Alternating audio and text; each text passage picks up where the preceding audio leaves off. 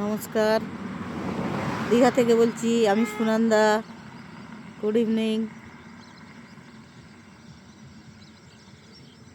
দেখুন আপনাদের পুকুর, এটা পুকুর, এগুলো পুকুর পুকুর দেখাচ্ছি।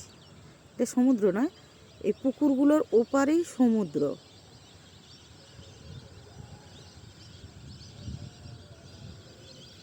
এখানে মাছ চাষ হয় পুকুরের, এমনি যেমনি পোনা মাছ এইসব মাছ চাষ হয়। দেখতে খুব সুন্দর। আর এদিক থেকে এই রাস্তা চলে যাচ্ছে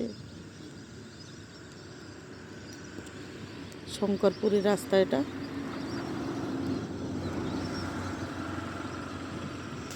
এই কাছাকাছি। এখানে দেখুন পাখি, এইগুলো পাখি, দেখতে খুব সুন্দর লাগছে।